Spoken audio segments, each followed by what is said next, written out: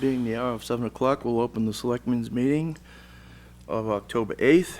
And basically what we're going to do this evening is we've kept the agenda clear so that we could basically just do the interviews. The only other thing that we will do at the close of the meeting is I will ask if any of the selectmen have selectmen's requests, and hopefully we won't have too much and we'll go right through it, and that should be the evening. Before we get into the interview process, I'd just like to explain a little bit on how we're going to handle this. We have 7 candidates, and the candidates are here to be interviewed to fill our permanent intermittent roster. As some of you may recall, I think it was maybe almost 2 years ago, that we interviewed candidates and selected a number of candidates to be permanent intermittents. Well, that list pretty much was exhausted. I believe that the last appointment we made from the permanent intermittent list was to promote the final eligible person to a full-time position within the Oxford Police Department. So therefore, the list has become depleted, and we are replenishing that list in the hopes that whoever is appointed to be a permanent intermittent police officer understands that this is our feeder system, and we expect and hope that eventually, as through attrition, when the full-time police officers retire, what have you, and positions become vacant, we can promote from that list to the full-time list. We have been doing this for quite a number of years, and it's worked out very well. Our police department basically has been established through the permanent intermittent list. Just about it. I believe everybody that's there now has come up through the ranks, and they got there by being a permanent intermittent officer for a period of time. So it definitely is a feeder system, and obviously it works because we have a police department that is second to none, in my opinion. So we hope whoever is selected will keep that in mind and hopefully aspire to be a full-time police officer in the town of Oxford. That being said, I also want to give you an overview of how the interview process will work. We have a list of 7 candidates that will be called up individually. Those candidates that are not being interviewed will be sequestered, and only the candidate being interviewed will be here. Each selectman will have the opportunity to ask one or more questions of each of the candidates. Those questions basically will be the similar questions that will be asked of each candidate, unless a selectman requests that there be a follow-up to one of those questions that was asked. Other than that, every candidate will be given the same questions. You will be given an opportunity when I call you up to introduce yourself to the board and give us a brief background. And at the end of the interview, we will give you an opportunity to have a closing statement. Due to the fact that this will be the first time for 2 members of our board that have never sat through this process before, I just want to give them every opportunity to understand what they're doing, how to do it. And even some of us who have been here, every time we do this, we learn something to try to improve how we do this process so it is done in an equitable fashion. So what we have to do is we have to go through all the backgrounds, which we basically have done. Each selectman has a packet on each one of the candidates. We have reviewed those packets. Some selectmen have followed up on those packets with the chief. They may have had questions or wanted additional information based on the information that was presented at the time of the interview with the interviewing officer. In addition to that, we also have to take into consideration one's background, one's education, one's experience. Some candidates may have had experience working police work, others may not. Some have the academy, gone to academy on their own, some have not. So all these things have to be taken into consideration. Information from employers, etc. There's a lot of information that has to be absorbed. And now we have the interviews. So the interviews are going to play into this. So what we have to do is look at what I've just said. In addition, look at the interviews and tie everything together and score each candidate. We individually will score each candidate and rank how we feel you came out in the process. And the top 5 individuals, after we do a composite of the scores of each individual selectman, we will then appoint those individuals who have received the top 5 as far as scoring is concerned. The top 5 candidates in the scoring order will be appointed. In addition to that, I would like to mention that I believe one of the candidates is, going through the packets, I've noticed that one of the candidates' mother's maiden name is Sad. Now, it's a distant relationship. However, I am going to disclose it. I've already filed a copy with the town clerk, and it followed the procedures outlined by the Ethics Commission. I don't believe I have to, but I'm doing it to clear all bases, and I want it understood that no way will there be any bias on my part based on the information I've just given you. Everyone will be treated equally and fairly. This candidate's name is Christopher Raymond, and this candidate's mother has the same great-grandfather that I have. That goes to show you how far out it goes, okay? It goes way out there. It's removed a number of times. So I just want to, so that everything is above board, I want to put that out there in case it is questioned, okay? With that being said, I have one final thing. Based on the overview I've given you, I personally feel, and I'm going to throw this out to the board, and I'm going to ask them to vote on this, and it's their prerogative, but I feel based on the amount of information, the number of candidates, and the inexperience in dealing with this process with 2 of our selectmen, that we give them every opportunity to make sure all the T's are dotted, all the I's are crossed. Let's just reverse that, okay? But we want to make sure that everything is right. So I'm going to ask that we do the interviews this evening, and then you compile all the information and rate the candidates. And that you'll do on your own individually. And then at the next meeting, and I believe that's the 22nd Correct. of October, we will continue with the process. At that meeting, there will be no interviews. It will just be the board discussing their ratings of the candidates, and we will compile the totals in the top 5, then will be appointed. So with that being said, I would entertain a motion that we follow that procedure. So moved. Second. It's been moved and seconded. Is there any discussion?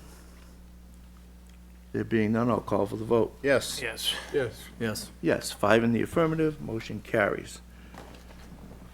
Okay, before we have the first interview, I'd like to ask for a moment of silence for Richard Lundstrom and Donald Peterson. These individuals were part of the town's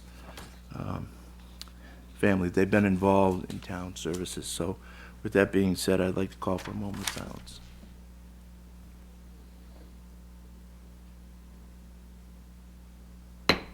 Thank you. I'm sorry I don't have the committees that they've served on, but I'm sure that's readily available by the clerk. I can read it if you want. Why don't you read it so Okay. Richard Lundstrom served the town as a member of the Historical Commission in the 1970s. And Donald R. Peterson served the town as an auxiliary civil defense fireman in the 1960s. Thank you, Madam Clerk. Yeah. Okay, we're going to ask all the candidates to enter the hall to my right, and only the first candidate being interviewed will remain and can come forward. And that would be Richard Fairbanks.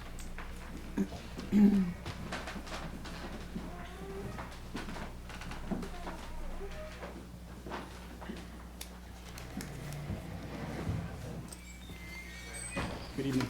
Good evening, Mr. Fairbanks. Okay, we'll wait for the manager to return.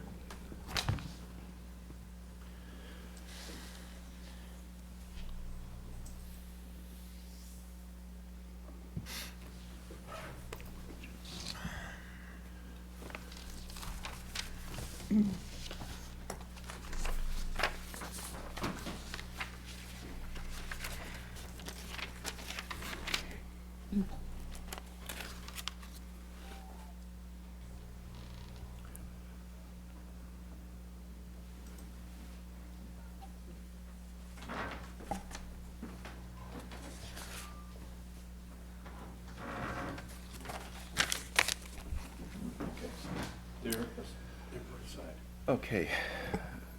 Mr. Fairbanks, welcome. Could you just give us a brief overview of what your intentions are? Yep, my name's Rich Fairbanks, father of five. Been basically in the public service field since high school. I was a firefighter for about 13 years.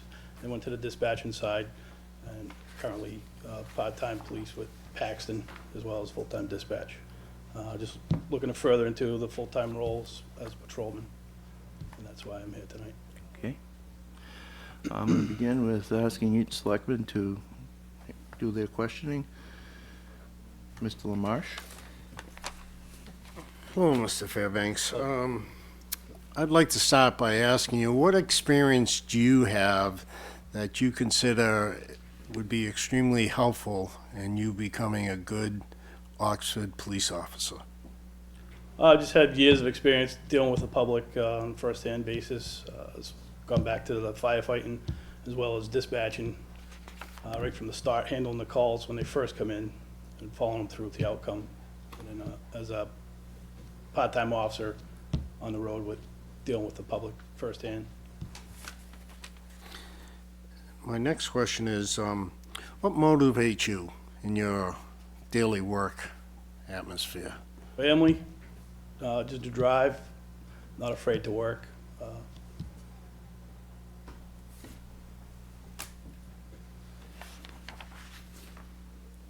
And just one last question, if I may. How do you think your present employer would describe you? Good, willing to help out anytime. Always willing to assist other employees as well. Okay, thank you. Mr. Bose? Sure. Good evening, Richard. The primary responsibility of a permanent intermittent is to fill in. Sometimes it's a scheduled fill-in, covering a vacation and whatnot. Sometimes it's an emergency fill-in, someone's out sick, things of that nature. In both of those cases, how available would you be? Right now, my weekends are wide open. I can work any shift from Friday through Sunday. Holidays, I'm off on every holiday. So I have a pretty good So your availability. So your weekends are wide open, Yes. and you're also available during the week. Right now, I'm working 2 full-time jobs during the So week. you wouldn't be available at all during the week. Unless I have vacation. I'm allowed to use vacation to work. Okay. And as Chairman said earlier, the primary reason for our permanent intermittents is not only to fill in, but to eventually become full-time officers in the town of Oxford. Is your hope to become a career police officer in the town of Oxford? Yes. So you plan on, you'd like to stay on and eventually make a career and Get into the Yeah. full-time role and full-time role and wind down on some other positions and concentrate just solely on that position. Okay. And this would not be any type of stepping stone for you? You would Nope. look at this as a This would career be a- move? This would be a permanent fixture. And one last question. What do you think it means to serve? To be out, protect lives and property, and to interact with the townspeople. Help out whatever way you can, besides just police work. There's other things, other avenues that you can help with. In being, Just like community service, getting involved with different groups, making yourself known so people know that they can count on you. all right, thank you. Is that it, Mr. Vos? That's all, thank you. Mr. Berthium? Good evening. Why Oxford? Why not Oxford? It's, I've grown up in Auburn, lived in Oxford for 3 years, now Leicester, basically all in this community. I'm familiar with the whole area, so. You said you worked in Paxton for 13 years. No, I've been in Paxton for 8. Hey, I was a call firefighter at Auburn for 13 years. oh, okay. What have you done for volunteer work or community service in any of the towns? Like cleanup days and stuff, I've helped. I've coached all sports, youth groups, Little League, hockey. The fire, different types of events we've had with the fire department and stuff. And you work 2 full-time jobs and you do with volunteer also? Yes, So you work 80 hours a week, for 20 years now. but you also do volunteer? Plus I do part-time jobs on the weekends. Well, not now, but in the past. And where do you see yourself in 10 years? 10 years, hopefully here, working as full-time, concentrating the rest of my career working with the town of Oxford and spending more time with the family and closer events to bring kids If down. you've been in Paxton if you've been in a Paxton intermittent police for 8 years, why wouldn't you choose that to? The intermittent police has been the last 2 years. I started there as dispatching. Basically, they have a slow turnover ratio. And then it's just a full-time academy under your belt. Thank you. Mr. Moda? If you could describe yourself in one word, what would it be? Hard worker. What is your number one goal that you're working towards in your life? To keep the family healthy and safe, and to pursue into the patrolman's position. What motivated you to want to become an officer? Just friends that were involved with the police department, always being around the public service. All set? Yep. Okay. All right, I have a couple of questions as well. What are the 3 most important qualities a person must have to be a police officer in your mind? Loyalty, respect, and honesty.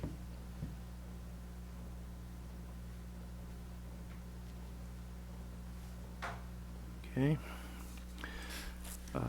I think you may have answered part of this, but I'm going to ask it anyway. This is a part-time job, as you know.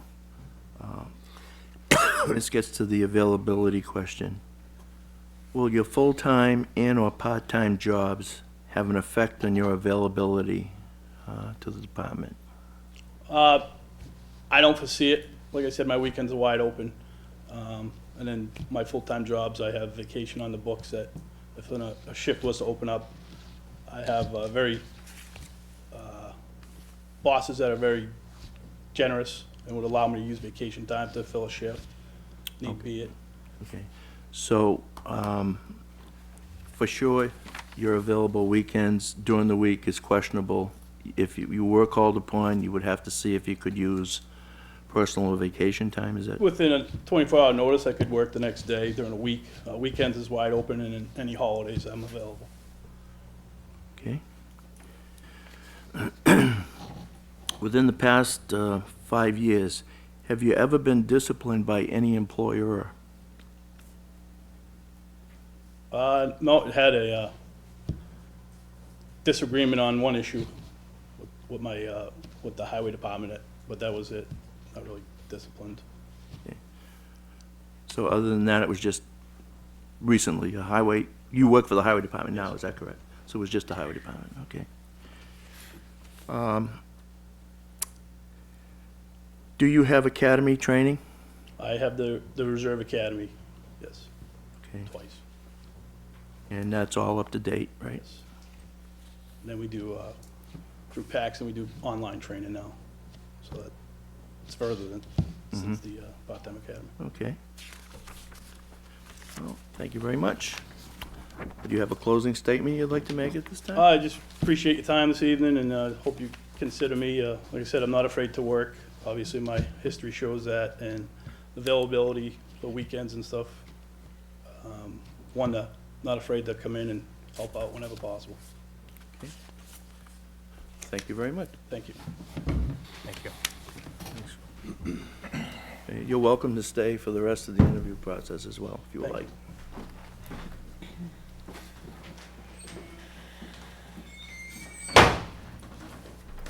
Let's see. Can we get a copy of the minutes once they're done? Absolutely. Just so we can look back and Yes. review everyone's answers. Yeah, yeah. I have to really make sure you.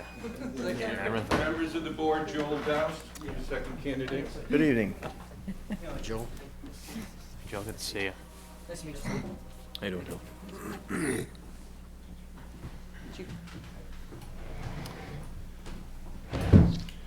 You're welcome to give us a brief overview of yourself. My name's Joel Doust. Probably not going to tell you anything you haven't already seen, but I'm married for about 2.5 years now. I have a 7.5-month-old daughter at home, and I ref soccer. I've been in the Marine Corps and worked for Oxford Police as a dispatcher since 2005 and an EMT in town since 2004. I worked full-time for Auburn as a dispatcher since 2006. Mr. Lamarche? Thank you. Well, Joel, welcome. Thank you. We got to ask all the same questions. You've kind of answered the question for me, I think, but I'll ask it anyway. What experience do you have that makes you think you're the most qualified candidate to become a police officer? Well, I have a little bit of insight from being a dispatcher since 2005 in dealing with police, fire, and EMS. Now, being an EMT, I'm on the other side of the radio, but sometimes you have to work alongside the police and help them maintain evidence at certain times and just deal with calming people down. As a referee, it's a hobby of mine that I've done since I was 12 years old, and imagine dealing with 22 players plus parents, coaches, sometimes irate with you, not thrilled with decisions. So I think all those things give me a pretty good working relationship with people, and being a dispatcher, you have a little bit of the lingo down and understand some of the job. I've also been to the part-time police academy back in graduated 2007, so got a taste of it and solidified what I wanted to do with my life. Awesome. What motivates you in your work day? It's probably my biggest flaw. At the same time, I'm a bit of a perfectionist, so I always strive to do the best that I can do, and ultimately as a dispatcher you're kind of limited in what you can do through the radio, but I try to set my responders, police, fire, EMS, all up for success and make sure that they get home safely at the end of the day. So if that means giving them information quickly, I do that, minimal sometimes, or keep digging and digging and digging until I find something that they need. Sometimes they know I like to dig, so they'll give me a bit of a task sometimes. And my last question is, how do you think your present employer would describe you? I've always been a very good employee. I believe they've always been pretty happy with me. Welcomed me back after two different stints with active duty with the military. The first time went through the application process again with them. We didn't know about USARA laws, so it worked out for me. But they've always been happy. I don't have any complaints, I don't believe, from any of the officers. I get along pretty well with the officers. It's similar to Oxford. The officers are allowed to come into dispatch and talk to us, which I think is a good thing. We get to kind of understand what they want better sometimes. So I'd say good overall, definitely. Good. Thank you. That's all I have. Thank you. Mr. Vos? Hi, Joel. How you doing, sir? As Mr. Sad had stated earlier, our permanent intermittents, the primary goal or the primary responsibility is to fill in as needed. Sometimes it's on a call-in basis, someone's out sick, had an emergency, or it's scheduled. In both of those cases, are you flexible enough to fill in? Is your present employer going to be willing to let you go as needed to fill in whenever I mean, called upon? I have, I have a full-time job just like everybody else, so I mean, those shifts would be difficult, but, other than that, yes, I'm flexible. My wife and we have full-time daycare, and, as it is now, as a dispatcher in Oxford, I fill in at last minute's notice, just last week or the week before, I think, and I have a scheduled overnight shift tomorrow night in addition to my regular shift in Auburn, so I'm not afraid to pick up extra shifts or, help on a short notice. And So your primary, your primary job that you're working now is gonna take precedent. You're not gonna be able to leave that job. Is that the chief needs you to fill in during the day? that's fine. I work 3 to 11 Oh, typically. you work 3 to 11? So, I mean, everybody has their full-time job, but it's 8 hours, and luckily our 8 hours in Auburn are the same 8-hour shifts that Oxford runs, so it's never been an issue before. I've, helped it at short notice many times before. Okay. The intentions of the board or the hopes of the board are that our permanent intermittents will move on to full-time positions in the town of Oxford. Is it your hope to become a full-time officer in the town of Oxford and make a career out of it, or do you have other aspirations further on down the line? I've always hoped to get to that point, yes. At the same time, my end goal, just for myself for a number of years, has been to become a state trooper. They're apparently having an academy at the end of the year, but I've gone through the process, but I haven't gotten a letter from them yet saying that I'm in. So, depending on when that happens, yes, I would like to be a part-time and then a full-time officer in Oxford and serve the town. They've been good to me, and I'd like to pay it back in that respect, but So your primary goal is to become a state trooper? eventually, yes. Okay. And serve, what does that mean to you? What's it mean to serve? Serve to serve just means to not necessarily please everybody, but to do what's best. I think you have to keep people safe, in respect to being a police officer or just public safety in general. Keep people safe and keep order, be fair, just follow the law. And Okay. That's all I have, Mr. Sack. Okay, Mr. Berthew? They said we have to ask the same questions to everybody. So why Oxford? I grew up in Oxford. Like I said, they've been good to me. In college, I worked as a summer help for the highway department for 5 different summers, including the summer after college, and got lucky. Chief Noyes, former police chief Noyes, gave me a shot at being a dispatcher, and it was a 32-hour position at that point, which is actually at the time was the only reason I had left to go to Auburn, because they offered me a 40-hour position.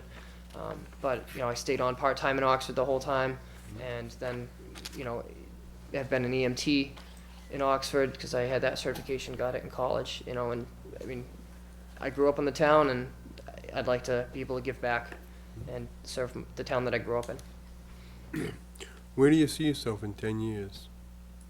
Probably with another child, hopefully a police officer somewhere. I mean, I don't know how specific you want me to get, but family man and maybe a different house, but hopefully a police officer somewhere.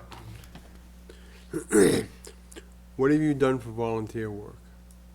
I just helped out at a MDA boot drive a couple weekends ago with the fire department.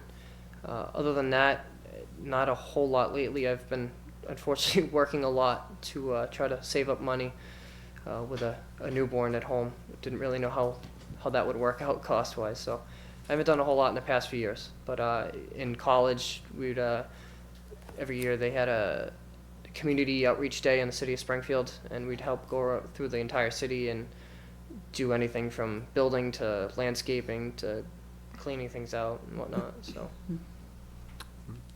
Thank you. Thank you.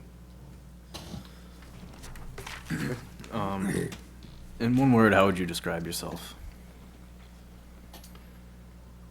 Assertive. I like to, I'm usually, do you want me to Yeah, you can. expand or? Sure. I'm, like I said, I'm detail oriented, but usually not long winded. I kind of get right to the point and take everything I have available to me and make a decision. So What is your number one goal that you're working towards in your life? like I said, it's been, I don't know why. I mean, to be a police officer ultimately, but for a number of years, I've ultimately wanted to become a state trooper. So that's my long term goal. What motivated you to want to become an officer? Becoming a dispatcher and seeing that side, talking to the officers, and like I said, I to Mr. LaMarche went to the part-time police academy because I was kind of on the fence of, at that point, what I wanted to do with my life, and going to the part-time academy kind of solidified it that was definitely what I wanted to do. I liked every aspect about it, and just kind of set it home for me.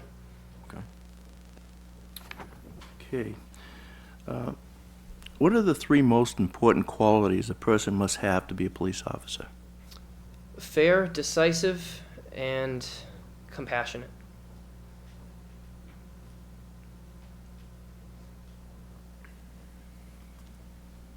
Okay.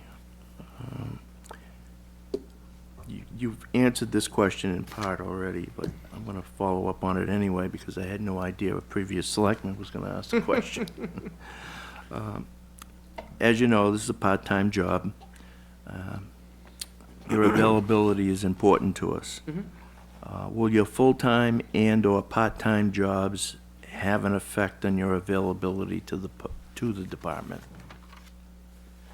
I mean, the full-time job, I don't know how much more I could explain that than I did to Mr. Vos. I mean, everybody has their own full-time job, and without taking time off from that, I don't see getting out of that. Although I do have some flexibility in getting swaps at my job. So if given enough notice, I could swap.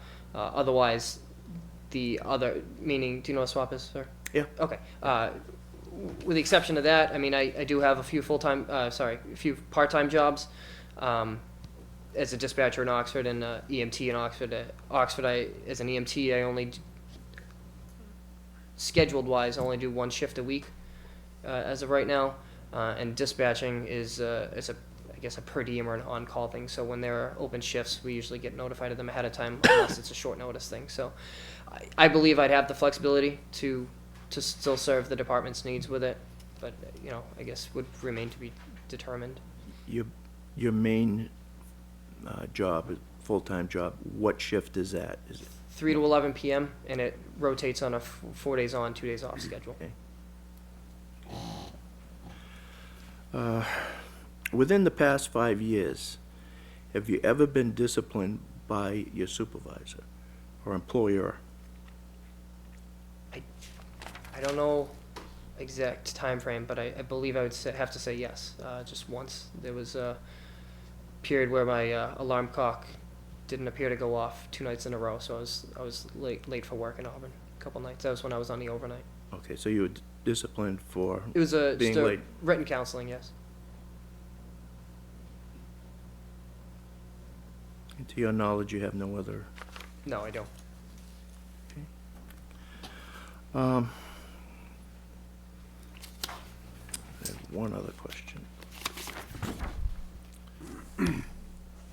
Could you give me an outline of what you have for training? Are you academy trained?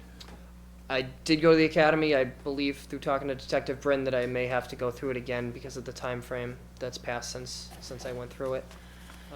At the time, I was also baton certified and OC spray certified. So is that going to be an issue for you to have to go through this again?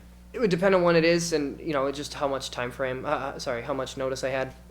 It shouldn't be an issue because I have enough seniority that I could work around it at work and bid on a different shift. I would just need to know when the academy would begin, and I could work around that.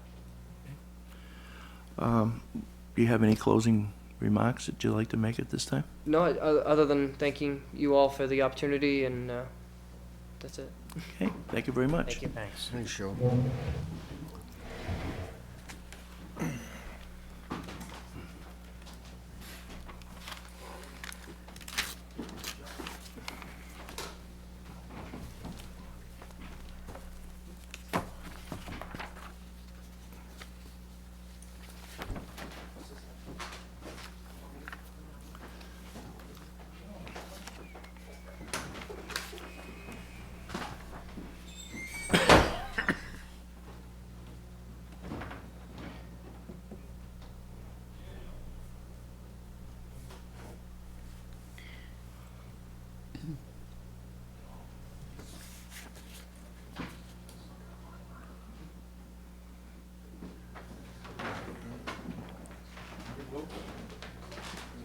Daniel Osmus, Mr. Chair. Thank you. Good evening, Mr. Osmus. Good evening, sir. You know what You're welcome to give us a brief overview of yourself. My name's Daniel Osmus. I've lived in town all my life. I currently work for a multi-franchise power sports dealer in Auburn. I've been there for 13 years, and I've been with the Brookfield Police Department as a part-time patrolman for 8 years. Okay. We'll begin with the questioning. Mr. Thank you. Lamarche? Well, Dan, what experience do you have that you think would make you the most qualified person to become an Oxford police officer? I do have, like I said, I was hired with Brookfield in 2005, so I have just a little over almost 9 years of experience. I have approximately somewhere around 10,000 patrol hours. I do have some experience. There's a lot to learn, and in this job, you learn something new every day. So I do have some experience, but there's always room to learn more, that's for sure. Okay. And what motivates you in your daily work? I'm very detail-oriented, and I have a strong work ethic. It's just something that I don't know, I got from my father. He worked very hard, and that's something that I grew up with, and I just push myself every day and just try to make the best of it and get whatever tasks are handed to me that day done. Okay.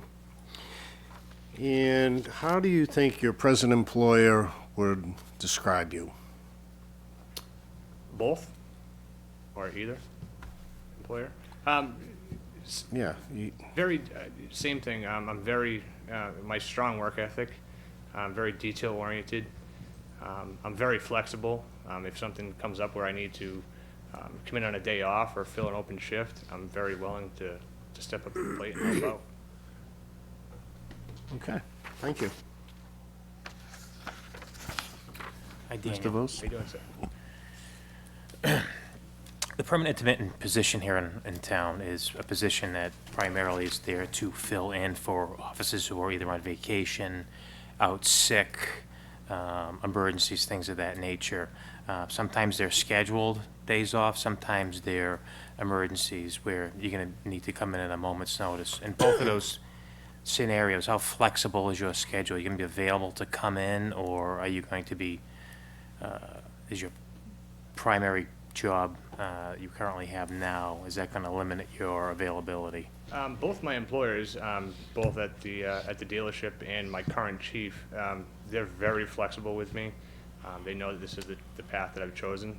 So if I need to take time off, it's not a problem. And my current chief knows that this is ultimately where I want to be. So he knows that this is going to be my #1 priority. And he's supportive. Yes, sir. Very supportive. And eventually, it's our hopes and intentions that our part-time officers will become our full-time officers. Is it your hope to become a full-time career Oxford police officer? Absolutely, sir. It's something I've wanted to work in this town for a long time. Like I said, I grew up here. I was educated here. I'm actually in the process of buying a home here. So this is where I want to be. I'm going to spend the rest of my days here, and I would love to be able to be a part of the Oxford Police Department. Excellent, excellent. And what does it mean to you to serve? To serve, I mean, just being out and being able to help someone in the community, whether it be on a law enforcement capacity or just as an ordinary civilian. I mean, just to help a fellow citizen in town. I mean, whether it be, helping somebody load their car or in a law enforcement capacity to help them in a time of need. Excellent. Well, so thank you. Okay, Mr. Berthium? Why Oxford?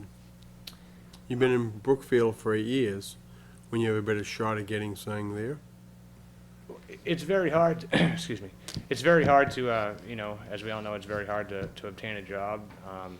I put myself through the academy in 2003, and I put out the application. I was hired in Brookfield in 2005. I enjoy working out there. It's been a great experience, and I've learned a lot. But it's not home. This is my home. Like I said, I'm in the process of buying a home here, and unequivocally, this is where I want to be. Where do you see yourself in 10 years? Well, hopefully, I mean, I would love to see I'm 30, I just turned 31, so I mean, I want to make sure that I get my career started, and I'd hope to be a full-time police officer here in town, and hopefully be raising a family by then. What have you done for volunteering?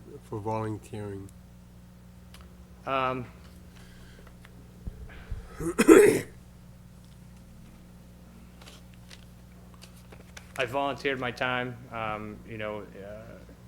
with the police department, especially, for instance, the Memorial Day parades. I'm actually on the firing detail, so I march in the parade and go to the cemetery, and I'm part of the ceremony, so I volunteer my time for that.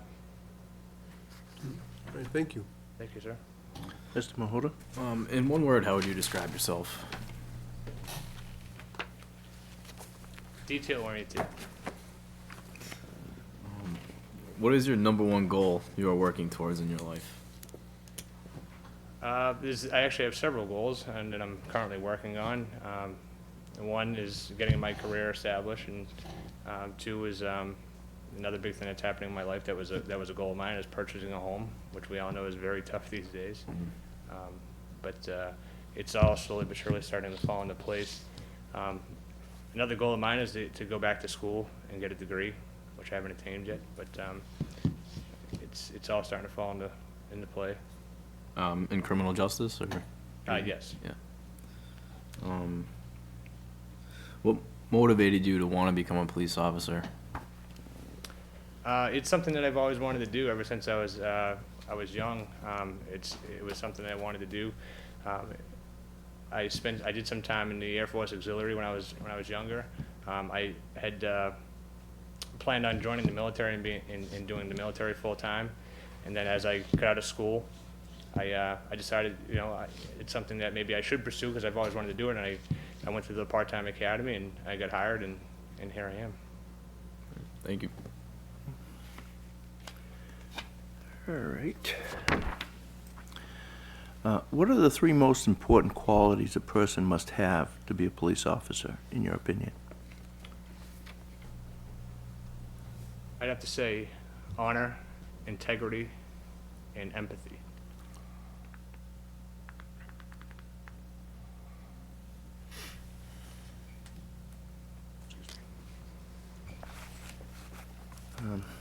You've already answered part of this question.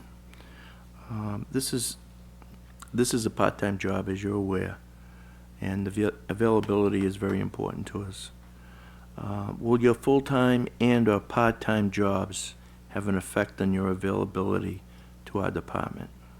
No, sir. Like I said, both of my current employers are very supportive of me in this, and they've made it known that they will be as flexible as they can with it, and they have been with me in the past. So I don't foresee any problems, and especially my chief from Brookfield, he's very supportive, and he knows that this is my number one priority. Within the past 5 years, have you ever been disciplined by your employer? No, sir.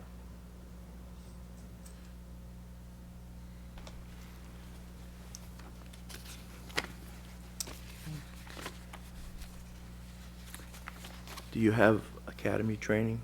Yes, sir. I did the part-time academy in Boylston in 2003. And that's still in effect? It's still current, yes, sir. All right. You have whatever time you want just to have a closing statement or statements, if you'd like. I'd just like to close with, every candidate here tonight, I think, is an excellent candidate.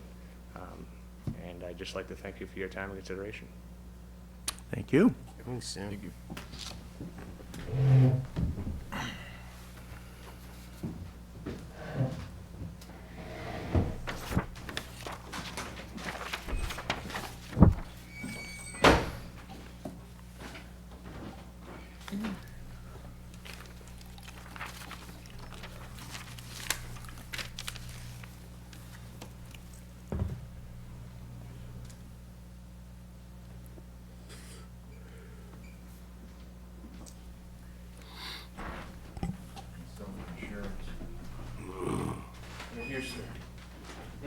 Stewart Christopher Collins.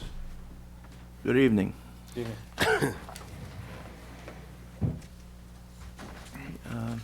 You have the opportunity to give us an overview of yourself. All right, I'm Christopher Collins. I work for a major insurance company. I work in the state of Connecticut doing, I'm a director of repair, administrator, a representative. Basically, I supervise direct repair shops and auto damage claims. Been a resident of Oxford my whole life. Plan on staying here, great town. So, Okay.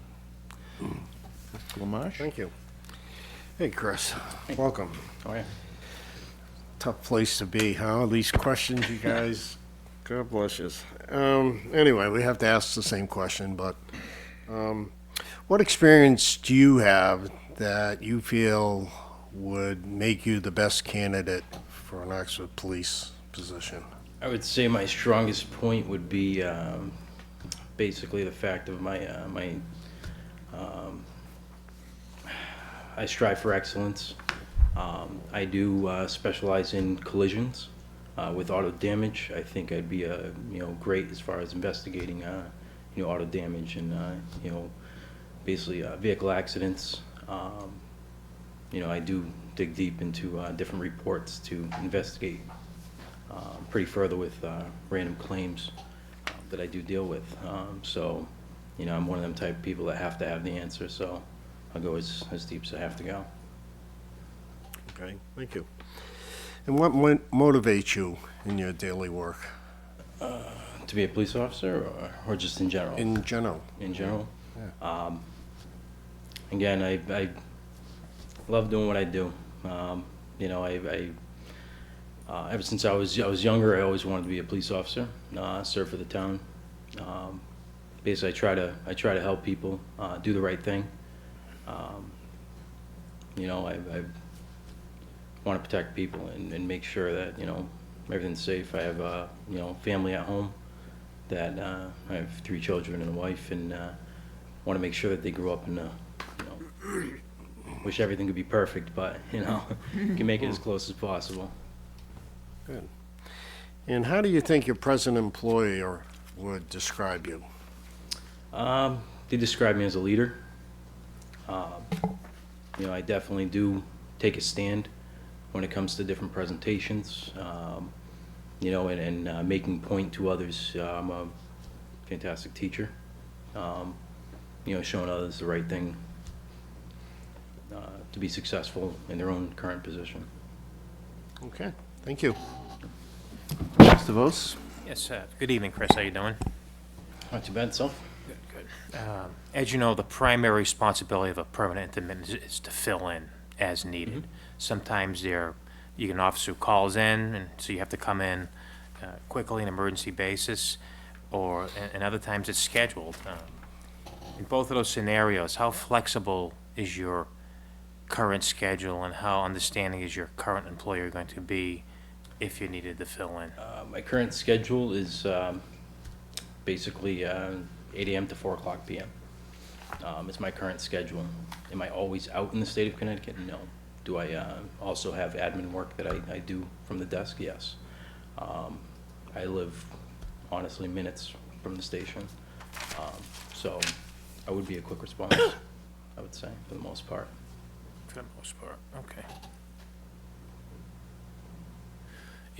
Our goal or our hopes are that permanent intermittents will eventually become full-time officers here in the town of Oxford. Is it your wish to become a full-time officer as a career in town? That would be a consideration. It'd be a consideration. So you haven't, at this point, you don't know where your career path is taken. You don't know. Well, whether I mean, you at want to be that time, if I am considered for that, basically, that would be a decision of great opportunity. At that time, that I would end up stepping forward. So you're unsure at this point whether or not it's going to be right for you at. There's a good possibility. I mean, the thing is, with my family at the time, that's the biggest thing. There is a good possibility, yes. In regards to police work, to serve, what does that mean to you? To serve as police work, Just to serve in general. to serve in general. to be responsible, held accountable for my own actions, make sure others are held accountable for their own actions as well. If I'm asked to do something, I'm gonna get it done.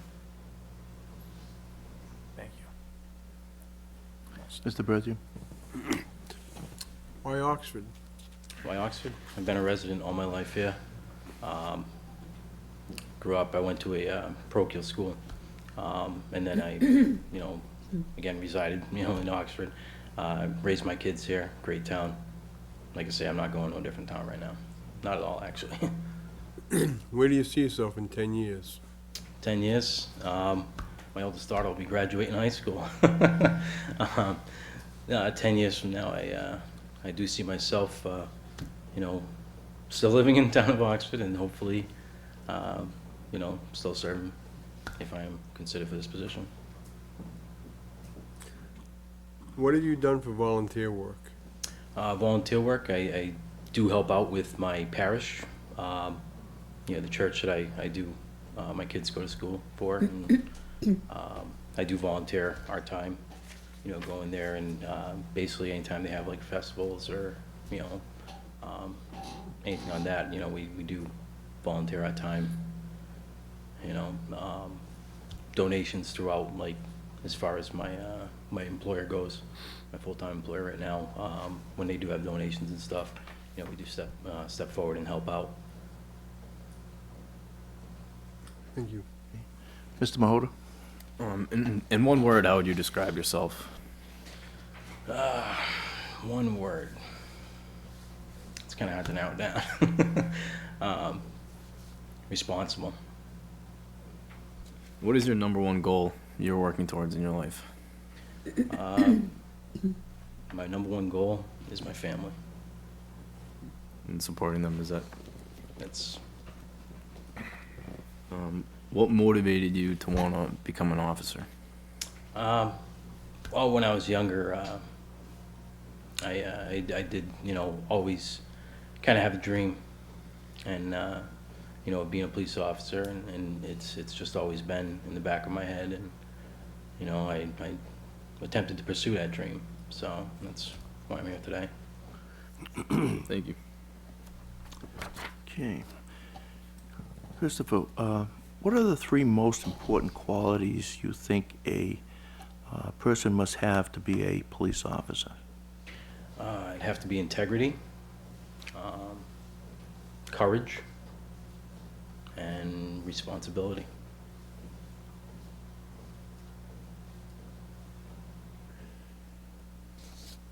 Okay. This has already been touched upon. It's getting back to the availability question. Will your full-time and/or part-time job have an effect on your availability for the Oxford Police Department? The biggest thing would be depending on the schedule. My normal hours, which I'm expected, are from 8 a.m. to 4 o'clock p.m. And that pretty much leaves everything else open? It's Monday through Friday. Everything else is pretty much open. Okay.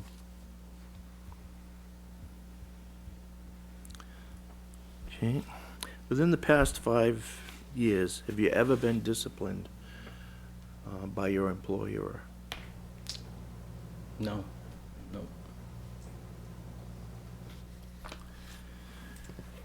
Do you have any police training at all? Unfortunately, I do not at this time. Okay. So you've never been to Academy. Academy? Okay. All right. You're welcome to have a closing statement if you'd like. I just want to thank you all for considering me. That I'm here today and giving me the opportunity to hopefully do what I can for the town. Okay. Okay, thank you very much. Thank you. Thanks, Chris.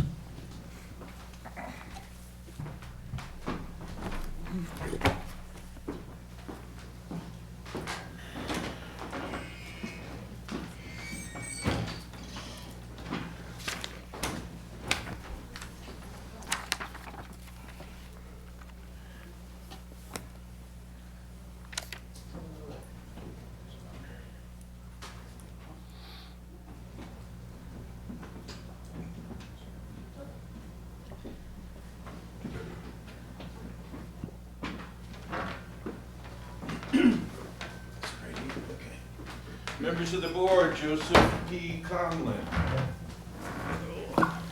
Good evening, Mr. Conlon. Good evening. You're welcome to give us a brief overview of yourself. Sure. My name is Joseph Conlon. I am currently a police officer in the town of Hopedale. I've been a full-time police officer now going on to my 18th year. 10 years ago, my wife and I purchased a piece of property here in Oxford. I'm a full-time resident. I born and raised in the city of Worcester. Bought a piece of property here in Oxford, built a new home, and my wife and I are here now with our 3 beautiful children. And we're here to stay, and I think this would be a good fit, part-time at least for the time being, and see what comes about. Okay. We'll begin the questionings with Mr. Lamache. Thank you. Well, Joe, we have to ask everybody the same question. Sure. So, but what experience you have that makes you feel you would be the best candidate to become an Oxford police officer? Well, fiscally, if you would have to put me on, you wouldn't have to spend any money. Just some training in the PD itself. Again, I have 17 years plus. I do have a master's degree in criminal justice, and I think with the training and experience I have, would be a good fit for the town. And what motivates you in your daily job? In my job? Mhm. Well, you know what, I'm a community policing kind of guy. I like to get on the bike. I work days right now. I like to get on the pedal bike, go into the towns, into the parks, talk to people. I see people mowing their lawn. I stop. I talk.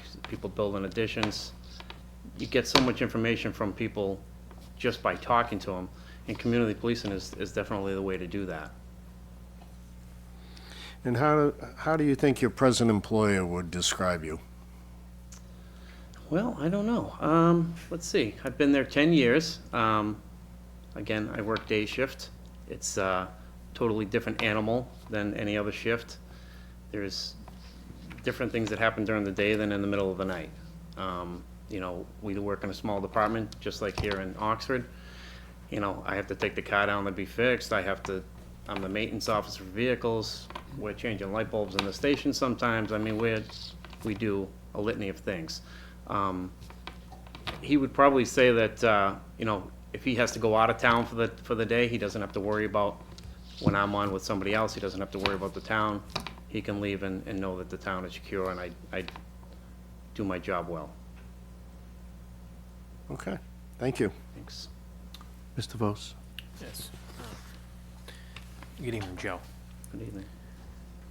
As you know, the primary responsibility of a permanent intermittent officer is to fill in as needed. Here in the town of Oxford, you know, you may have a case where a gentleman calls in sick, or there's scheduled vacation days we'd be filling in. In both of those scenarios, what would your availability be, and how flexible is your schedule with your current employer? How available Well, would you again, be? I work day shift. We're on a 4 and 2, just like the town of Oxford. So my days off change constantly. So this particular weekend, I'm off the weekend.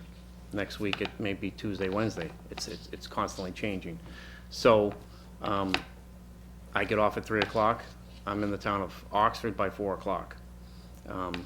You know, if I need to pull a shift, I can pull a shift. My wife is a nurse. She has a crazy schedule just like mine. So we're constantly changing shifts at home with the kids. And you know, working nights, working weekends, it's the nature of this business. So I would have no problem with working any shifts that they really call me for. Other than your first shift that you work now? Correct, I'm sorry, for a shift. Okay. Yeah, it's intentions of this board that our part-timers will become full-timers in the town of Oxford. That's how we've done things for years now. Being that you are a full-time officer in Hopedale, I'm guessing that you're not interested in a full-time position in the town of Oxford? Well, And I kind of put that out as a question. No, that's fine. What I told the chief on my initial interview was, I think that's a wonderful fit, actually, for me, because if I can work here part-time, see how it is, see what they expect, see how the guys are, and if something that I like in a full-time position opens, before I jump ship and not know what the department is, like in some departments, I think the part-time is a great fit for me. So it's I would, it would be definitely possible. You'd There'd be many you'd factors, consider obviously. it. Yes, absolutely. Okay. And to serve, what does that mean to you? Well, growing up in the city of Worcester and knowing what happens in the city, being older, I've seen things, old school police and today's police. So, you know, there was a police officer in where I lived in my neighborhood. He's just since retired. I went to his retirement party in Worcester, and he kind of instilled into me, not my dad, you know, to give back to the community. Again, I'm the community policing type of person. I'm the community policing type of cop. I'm the guy that wants to, you know, I'll be the first one to say, I'll take the, you know, the band concert, because that's where all the people are, and I ride my bike. I'm certified cobweb. I go out and ride the bike all the time. I love talking to people. You know, they call me the mayor in town because, I mean, I'm at the diner first thing in the morning, getting a coffee, talking to this one, hey Jimmy, how are you? I mean, there's guys that I work with that don't know anybody. We just had an incident Saturday, there was an elderly guy missing. We had a Oktoberfest. I knew who the guy was, knew what he drove, knew that he played cards at the community center. I went immediately to the community center because that's his place where he would go, where he would know. He's suffering with dementia right now.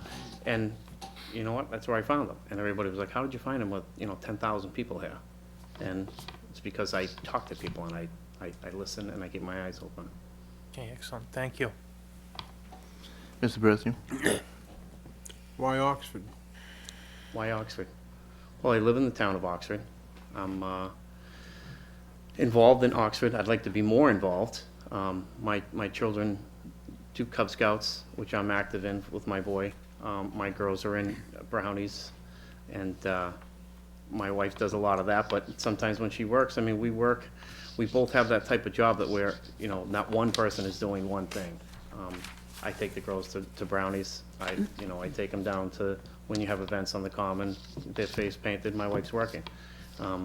We have a schedule where she works every third weekend, and, you know, every sixth weekend I have the children. So, and it's great. I think Oxford is a really nice little town compared to where I grew up. I mean, it's not a Hopedale, and there's twice as many people here, but I think it's really nice. I mean, we've decided to move here, build a home here, make a life here, and that's, you know, it'd be nice to know what's going on in town. And being part-time, obviously, you're gonna know what's going down. Where do you see yourself in 10 years? 10 years. Well, I have almost 18 years on. Worcester County retirement's 32 years. So I'm halfway through, let's call it.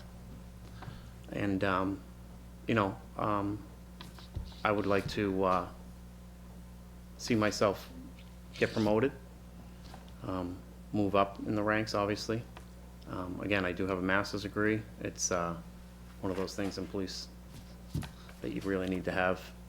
I think a more educated police officer on the streets, less apt to get lawsuits against them, that type of thing.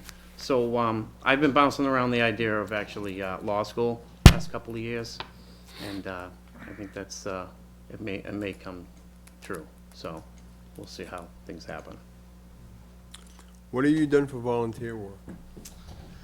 Well, I volunteer with the Cub Scouts. Really not a whole lot. Other than that, I do, I'm a runner. I run marathons. I raise money. I do marathons for charity. We go out and try to run races for charity. I belong to what's called Central Mass Law Enforcement. We go out and we run this, the Greenway Challenge comes through. It's for Blackstone Valley. It raises money for the bikeway and the waterways here in Blackstone Valley. So, I mean, not a whole lot, but, you know, I try as much as I can. Thank you. Mr. Mahota? In one word, how would you describe yourself? In one word. That's a tough question. Well, I would say motivated. I'm type A personality. I do a lot more. I read constantly, so I'm always trying to better myself. That's, again, why I would probably like to go to law school at some point, even though I am 46 and, you know, us old guys, you know, but I do like to better myself. So, I mean, motivated is probably one of them. I don't watch television. I read. I just don't get involved in any of the, you know, people, they talk about baseball, blah, blah. You know, I talk the talk, but I have no idea what I'm talking about, really, honestly. You know, oh, the Red Sox won, oh, go. I don't know. You know, I put on the news on the way into work. I drive 40 minutes, so I kind of listen to hear what's going on. But honestly, I just like to better myself. Good. What is your number one goal that you're working towards in your life? Working towards, well, financial freedom would be one. But that's slow coming. But you know, just to live a happy life. I mean, my wife and I, we do well. You know, could we have better things? I drive used cars because I want to, and you know, just to make my children understand the world, kind of shelter them a little bit because of what my wife and I both do for a living, and hopefully keep them grounded a little bit.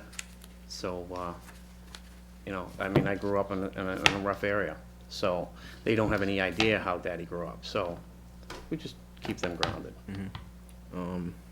What motivated you to want to become an officer? Well, again, the officer Johnny Dowd in the city of Worcester was one, probably. My dad was handicapped when I was younger. He got hit by a car. A state police trooper actually helped him. He was conscious the entire time, and he was in a wheelchair for the rest of his life. But I think maybe that, in terms of what I saw my father able to do after being handicapped, motivated me to be a police officer and to give back to the community, give back to others. Thank you. What do you feel are the three most important qualities a person must have to be a police officer? Well, integrity would be one. Being a good person. And honestly, I really haven't thought about it, I'd say the truth. I apologize. But integrity is number one. I mean, you can't think that you're gonna not be what you expect somebody else to be. Number one, you know, you get called on the carpet, the chief's gonna want you to tell the truth. I don't pull any punches. I don't leave bull on the table, and you know, I say it the way it is. So, I mean, that for me is number one. I have worked in the past with people that are deceitful, and they're in this profession. So, I mean, that to me is number one. Being a good person, again, it goes along with the same thing. Getting back to the question that was asked previously about availability, Mm-hmm. and I'm probably going to ask it in the same way, and you'll answer it probably the same way. Will your full-time and part-time jobs have an effect on your availability to our police department? Because what we're looking for is people to be available, Mm-hmm. to be called into work certain times. Mm-hmm. So, Well, Oxford obviously would be my part-time job. I've already spoke to my chief in regards to what this job entails. Again, he knows exactly what it would take. He's okay with the part-time position. It would just mean that I wouldn't pull a shift or pull a detail or what have you in Hopedale and then work a shift here in town. okay. Within the past 5 years, have you ever been disciplined by your employer? I don't believe so, no. No. Okay, my last question has to do with training. Could you give us what your training is, your police training? Sure. I have a full-time police academy. That was many years ago, 17.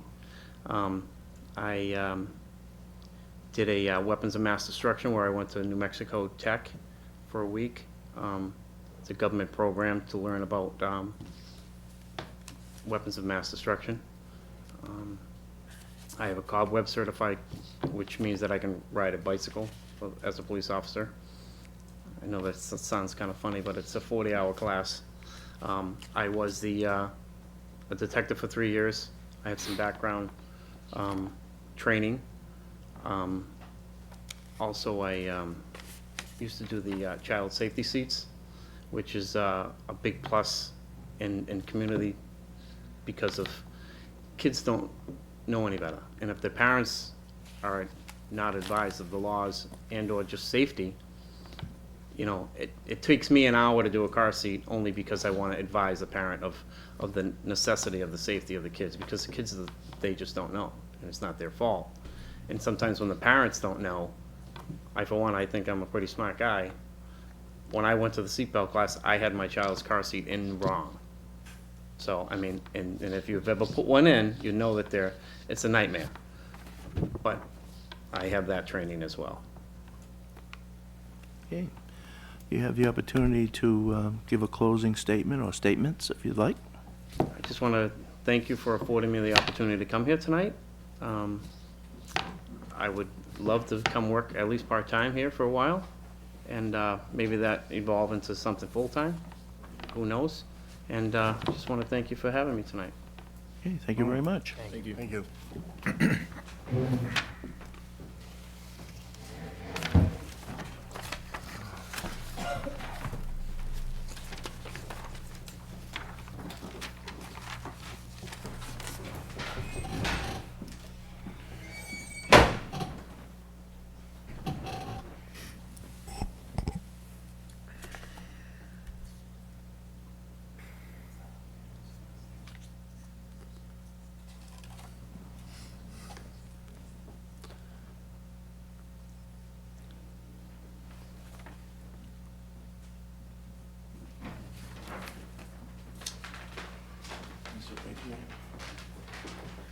Members of the board, Matthew Gray.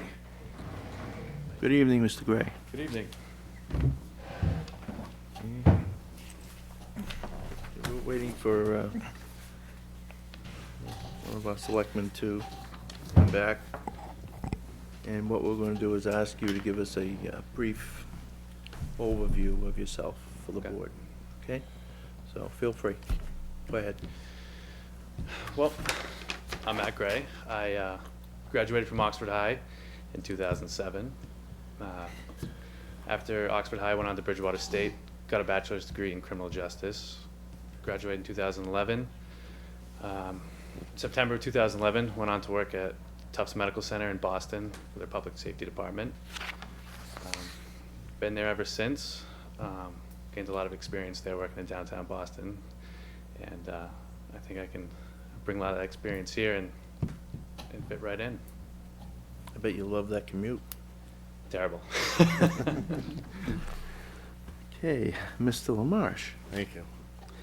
All right, Matt, what do you think, in your experience, makes you the best qualified candidate to be an Oxford police officer? Well, I know it's always been my lifelong dream, and I know having the ties to the community here and skills and knowledge I was able to obtain working through Tufts, I think being put in a lot of different situations, whether it's violent people or patients or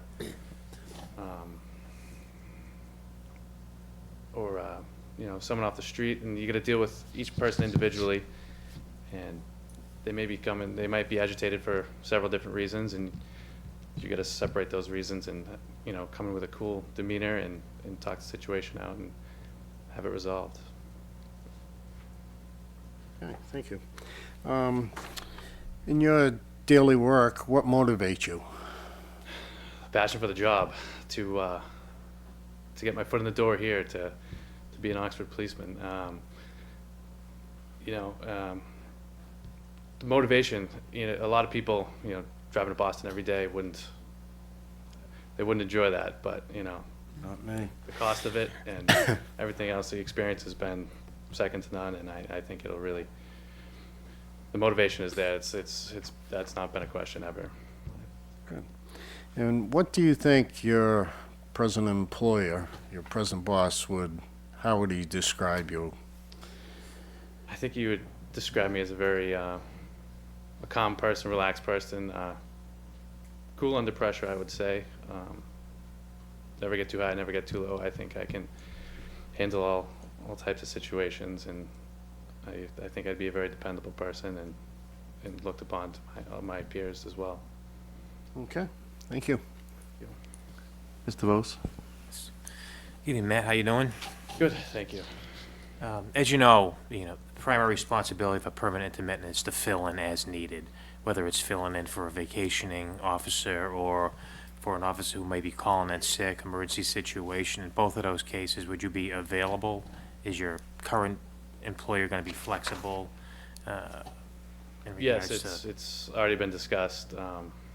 It's well known what I'm going for right now, and everyone's in support of me, and that's another non-issue. So you would say that you're highly available? Correct. You know, whether it's 7 in the morning, 11 at night, whatever it is. So you tell your current employee, hey, I'm not coming in tomorrow, he's gonna, I think that's the benefit of working for your father too, at the present time. yeah, okay.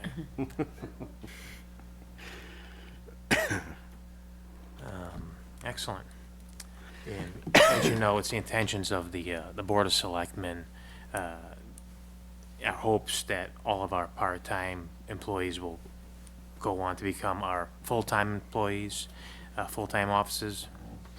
Is it your hope that you become an Oxford career police officer? Yes, that's why I'm in front of you here today. Is I know getting on as a part-time guy, and you know it may take some time, but I'm willing to wait it out and have it happen eventually, and I'll be here for the long haul. Okay, excellent. And to serve, what does that mean to you? To serve, putting your community first, not necessarily your own intentions and goals. You know, when you're out working for the town of Oxford, you got to put the members of the community first. What they want to see happen, what they expect in a police officer, and you got to make that happen for them, and in order for them to support you as well. All right, excellent, thank you. Mr. Berthium? Why Oxford? This is where I grew up. This is what I've known. It's always been. I've never looked at anything else. I mean, this is where I grew up. I've never looked at a different town, different city. This has been it. So. Where do you see yourself in 10 years? In 10 years, I hope to see myself as a full-time police officer here, and hopefully making my way up the ranks and getting some seniority. But again, in a small department, you know, that takes time as well. So nothing to get, you know, frustrated over or anything to deter you. Just bide your time and do the job. What have you done for volunteer work? Volunteer work. I do the Relay for Life every year, the cancer walk. I've done that in Worcester, and I've done that in at school at Bridgewater State. Volunteer work. At Tufts, they also have a. It's in Chinatown, so they have kind of a. The members of Tufts kind of get together with the community to help, you know, spruce up, you know, clean the sidewalks and, you know, paint the trash barrels and clean up trash and all that kind of stuff. So I've done that. Thank you. Mr. Mahota? How you doing, Matt? Hey. In one word, how would you describe yourself? Confident. What is your number one goal that you're working towards? To be a full-time police officer. I know right now it's part-time and it's a step in the right direction. So What motivated you to want to become an officer? it's always it's always been a lifelong dream, and honestly, I know I keep bringing it back to Tufts, but I think having that job, being full-time there, and having the stresses of the job, and having the good times, the bad times, all that put together is the experience I want to have. And I've never had that from another job. Thank you.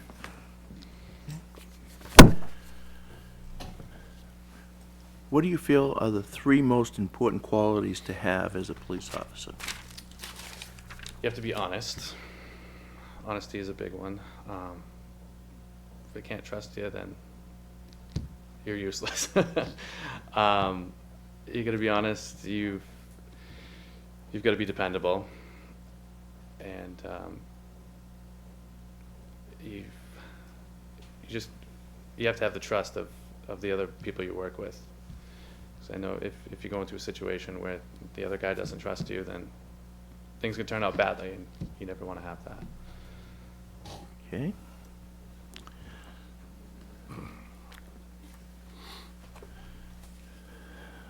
Getting back to the availability, will your full-time and/or part-time job have an effect on your availability to the Oxford Police Department? I don't believe it will. I don't foresee any issues with that. I also, after taking the full-time job I have now, I dropped down to part-time at Tufts, so I do the same thing where I get called in for shifts and fill in as needed. So that's a situation that I'm already used to. Okay. Within the past 5 years, have you ever been disciplined by an employer? No. Okay. Can you tell us what training you have as far as police? For police, I have, through Tufts, I have MOAB training, which is management of aggressive behavior, dealing with agitated or combative people. I also have taken handcuffing classes, also through Tufts. And that's about it in terms of police training. But you have no police academy, I don't know. and you understand that that is a must? Yes. All right. You have the opportunity to have a closing statement or statements, so feel free. I just like to thank you all for having me here tonight. I think having me work as a police officer in the town of Oxford would be it'd be a good investment on your part, and I know the academy may be a deterrent not having it, but I think it would be a good investment, and I think my passion for the job will show that I'd be second to none, and I'd serve the community well. Thank you very much. Thank you.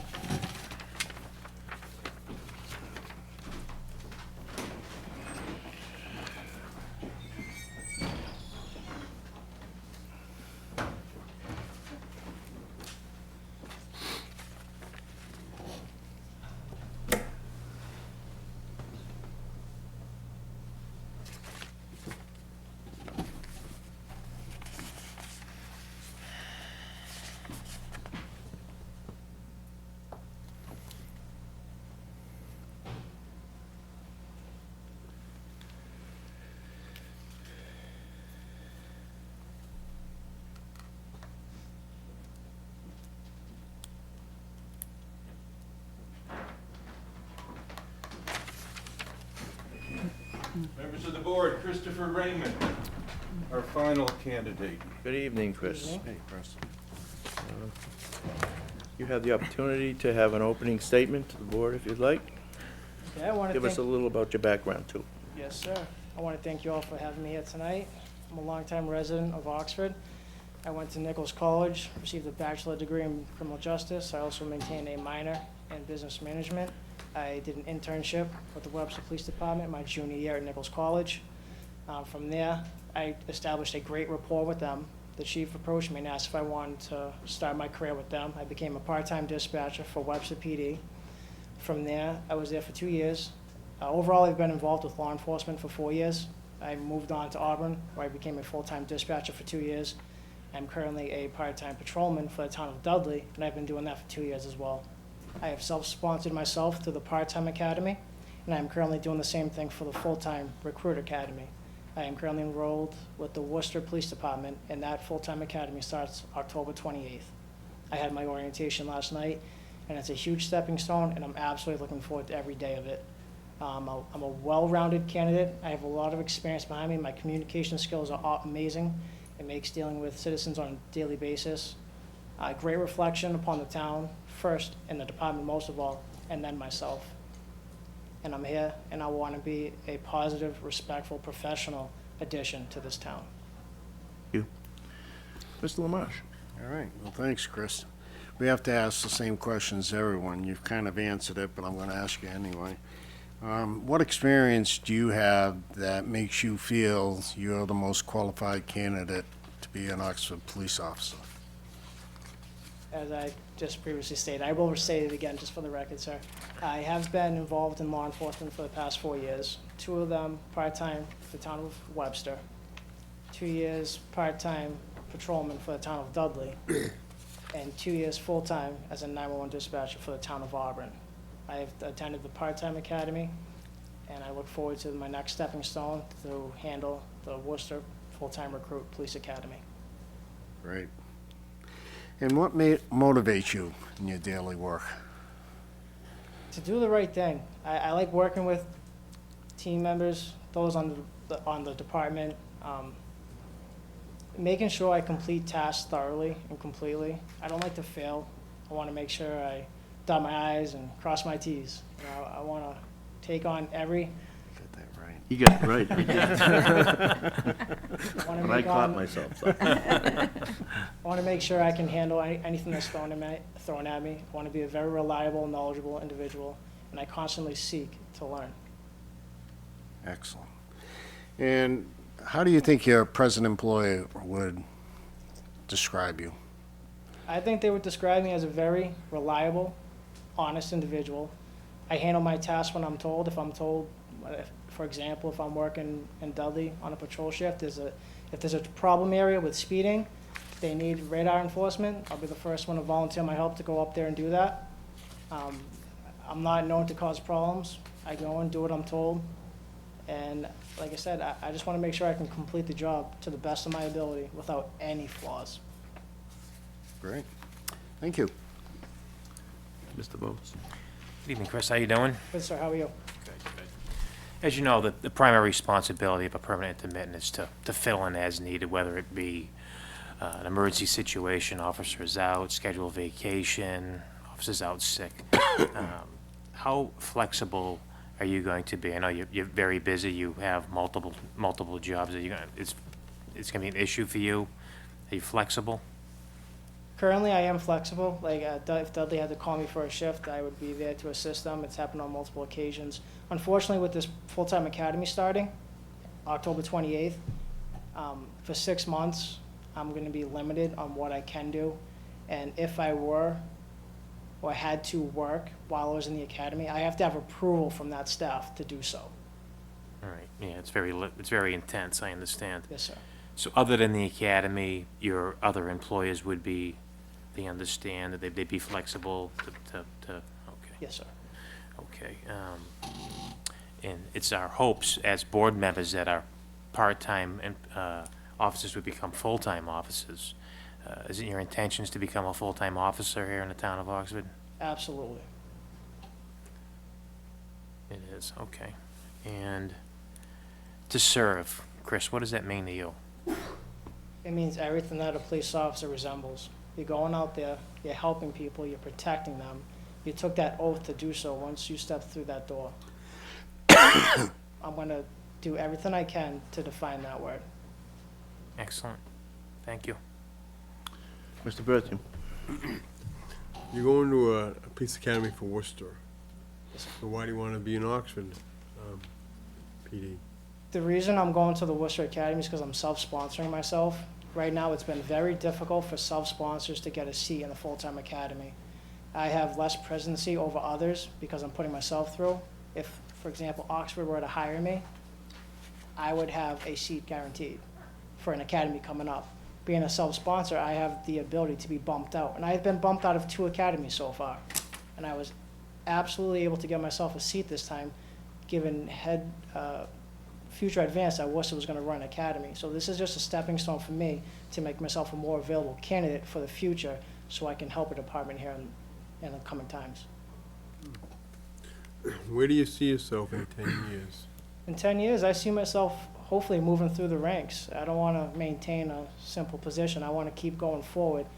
And I don't really have a limit. I want to go back to school. I want to get my master's in criminal justice. You know, one day maybe sergeant, lieutenant, maybe a chief, who knows? You hear that? Watch out, chief. Be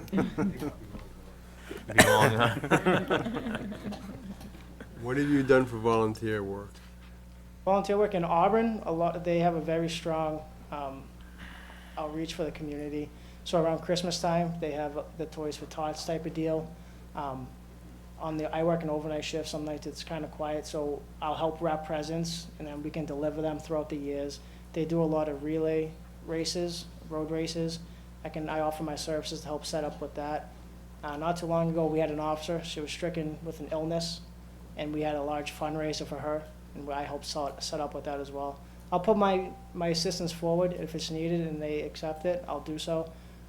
They're a very helping community, so I try to do as much as I can because I know it's a positive reflection regardless who looks at it. Thank you. Thank you. Mr. Mahota? How you doing, Chris? Good, sir, how are you? Good. In one word, how would you describe yourself? Dedicated. What is your number one goal that you're working towards in your life? I want to be successful. I want to make sure, as I stated before, I do the job to my best ability. I want to be a positive reflection upon the department and my town. And I just don't want to let anyone down. That's not what I'm here to do. I don't like to fail. What motivated you to want to become a police officer? Well, we're going to go way back here. It's currently Sergeant Granette. We did a career fair one day in high school, and I ended up in one of his seminars where he would talk about law enforcement. And just some of the words he threw out there, how it's like a front seat to the best show in town. Every day's different. You're helping people, you're protecting, and each day you're going to experience things that's going to ultimately also help you become a better person. And I kind of caught on to that, and I talked to a lot of officers after that, and everything they had to say, I couldn't get enough of it. I grasped the situation and I pursued it, and now here I am trying to go further. All right, thank you. Okay. Chris, what are the 3 most important qualities you feel an individual must have to be a police officer? First and most off, integrity. They need to show confidence in leadership, and they have to have some empathy.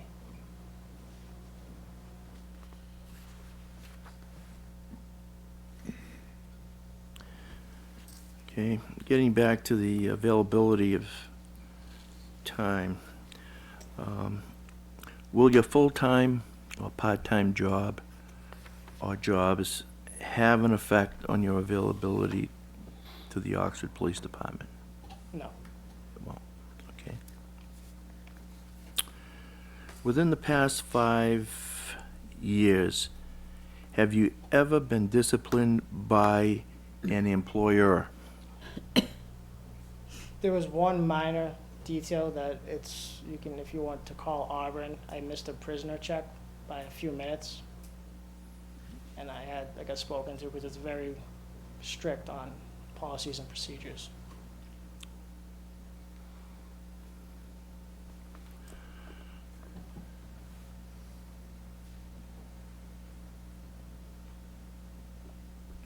Okay.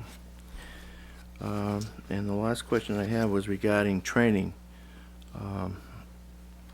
You've pretty much answered that, but if you want to reiterate, please do, because that was one of my questions, so. Okay, yes, sir.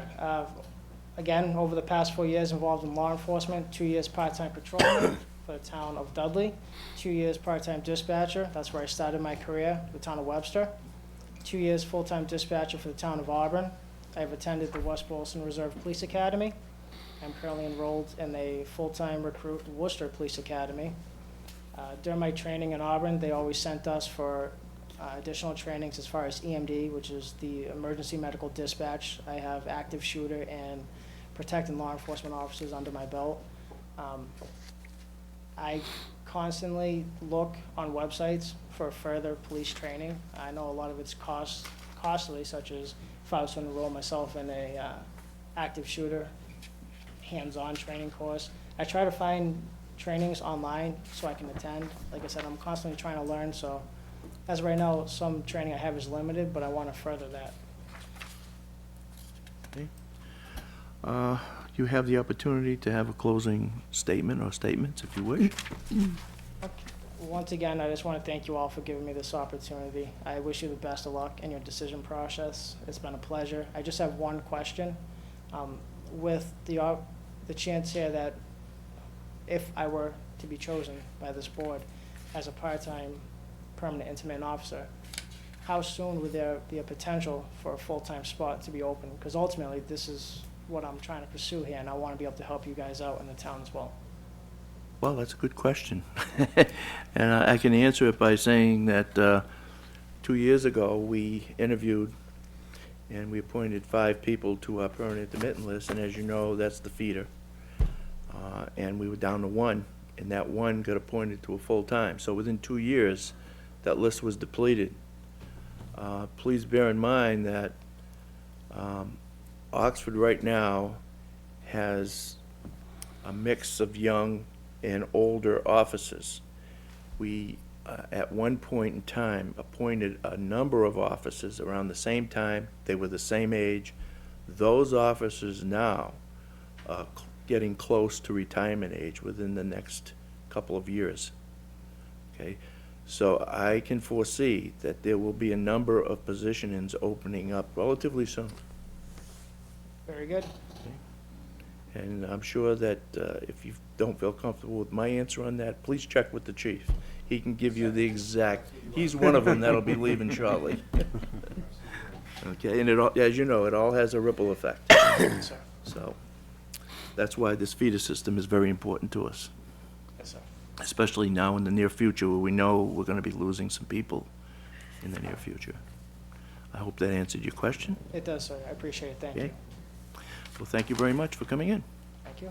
Thank you. Thank you, Chris. You guys.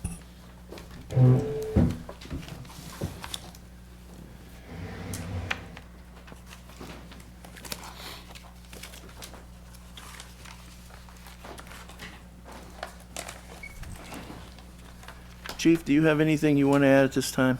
The only thing I would just add that it's conditional, like these interviews conditional, whoever is appointed, they still have to do a medical and a PATS. Well, are all these candidates aware of that, Chief? That's why I just want to make, I believe they are. Okay, would you come forward, please, just so we get it on the record? Yeah, when I spoke with each candidate, when they had come in, Detective Brin and myself, I did make them aware of that. That was, when they were interviewed, and whoever was appointed is going to be conditional. There are candidates, such as Mr. Raymond, I would say, if he is appointed, that wouldn't pertain to him, because we would just have to get a copy of his medical and his PATS, because, and correct me if I'm wrong, Chris, you already had to have that Yes, sir. before you got into the Worcester Academy. That's the criteria. So he's already going to an academy, so he already has that. How about Mr. Conlon? He's a full-time officer now. He's been to the academy and so forth, so I just believe that he would just need to do a medical.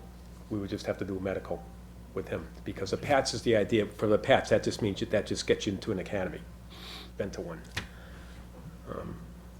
And then anybody eventually that goes to a full-time academy that doesn't have it, that's part-time, they're gonna have to go through that. They'd have to get another medical and PATS. So that's how that works. Okay. And I have a question, and I don't know if the board members do, but they're certainly willing to ask you any questions they may have. Individuals, when they're appointed, cannot work until such time as they meet those requirements.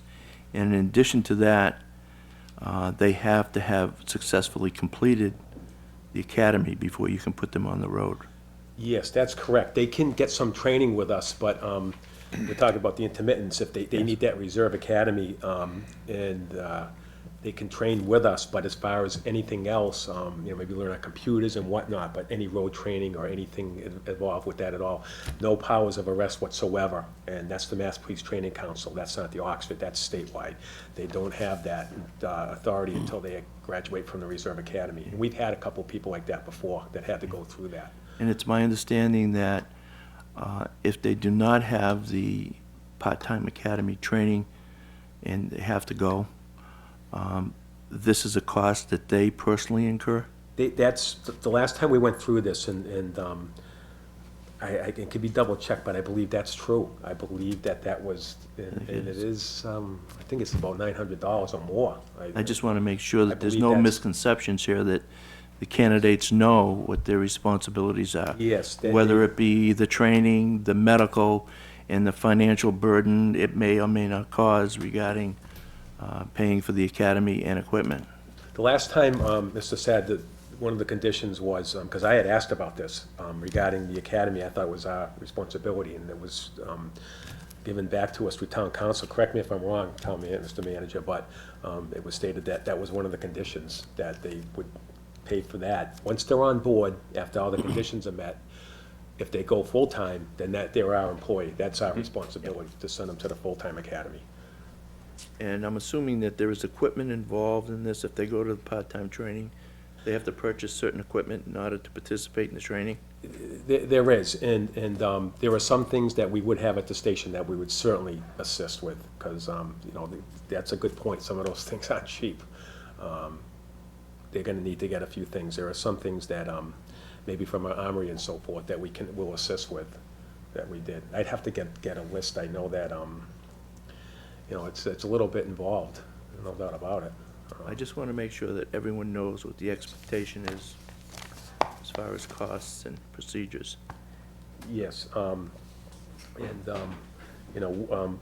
of the things is also is, when it comes to full-time, you have an officer that, we're looking to get an exemption. Just so you know, this doesn't pertain to anybody here, but with Mr. Aquafresca, we're looking to get an exemption eventually, Mr. Sad, for him, as we discussed at the other meeting. And that shouldn't be an issue, because he's been working in a capacity for a year. He's been working. If somebody was hired and part-time, and we were looking to get an exemption, they wouldn't be allowed to until they went to the full-time academy, because they hadn't worked for a year. You have to have at least a year experience now, even after you get out of the Reserve Academy. That's the new change with Mass Police Training. So that's even changed in the last few months. That's just for future food for thought. It won't pertain to Mr. Aquafresca, but it would to somebody else that doesn't have any experience. I know that these appointments are conditional upon what Yes. we're discussing this evening. Yes. My question to you, Chief, is there a period of time that these individuals have to meet the requirements? Or do we just keep them indefinitely on the list Well, I think without appointing them? I believe this list itself is, expires October 31st, and the new list comes out with new names and maybe the same names. I'm not sure how that's gonna fall. We'll find out November 1st, because that's good for 2 years. This is the end of this list very shortly, and as a result, by making those appointments the 22nd, you met the criteria, because it only has to be a conditional appointment, like one of the conditions, like I said, and that would lead to a medical exam and a PATS test. After that, it would just be a matter of, but before they get any substantial training, they would have to go to that Reserve Academy. There is one middle of January in Boylston, a reserve one. Also a full-time, as I mentioned before, but there's also a reserve one. It's different now. It's more time. It's just the longer, it's 242 hours, and it's very involved. And I think for a good reason, because the job's perishable.